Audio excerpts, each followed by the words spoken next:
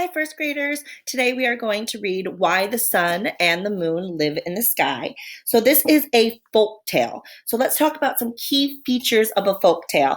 Is it a true story or a make-believe story? Is it a true nonfiction story or is it a make-believe fiction story? It does look make-believe. You can tell, look at these drawings. And is that whale about to swim in the house where a sun and a moon live? Oh, wow. Folk tales are definitely fiction stories, and they have been passed down for a long time from generation to generation. Some mom or dad told their kid, and then that kid grew up, and then they told another baby. And so the story's been passed around for a long, long time. And they usually try to explain something in nature. But like we said, they are make believe stories. So these are not scientific reasons why these things happen. And they're going to have things that are not people that act like people and talk like people. So here we go. Let's read this folk tale and pay attention to the key details because your purpose for reading is to learn why the sun and the moon are in the sky, right? Why did the sun and the moon live in the sky? We're trying to answer that question, which is also the title. And key details, remember, in the story, they have to go in the right order. Sequence matters. Why the sun and the moon live in the sky. Long, long ago, sun and moon were husband and wife. They lived together on Earth in a lovely house. Each day, they visited their good friend Sea and spent time together. However, Sea never visited Sun and Moon at their house.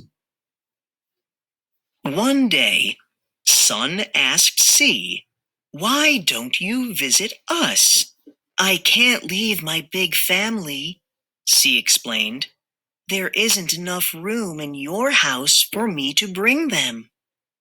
So Sun and Moon decided to build a larger house. Then Sea could visit them.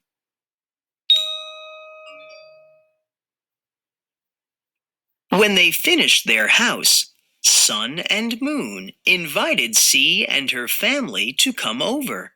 Fish, seals, and turtles flowed into the house. Soon, there was 4 feet of water. Meanwhile, Sea kept asking, "Are you sure you want everyone to come in?" Sun and Moon replied, "Yes." As the water rose to the ceiling, Sun and Moon climbed outside and went to the roof. When the house was completely covered by Sea and her family, Sun and Moon moved up to the sky.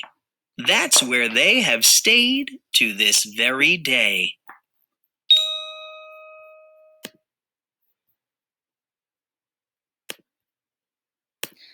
All right, boys and girls, let's think about this first page. I was thinking about key details, and I noticed the second sentence that says, "A long time ago, sun and moon lived on Earth."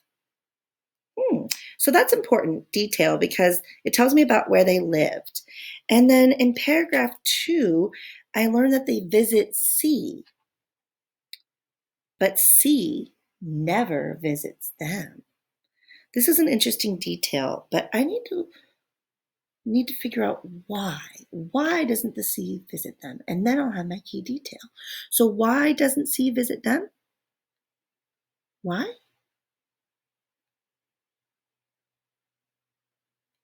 Oh, can't bring the whole family. Yeah, right there. It isn't big enough for the whole family. Okay, get your packets, and I'll see you in the next video to go over the directions.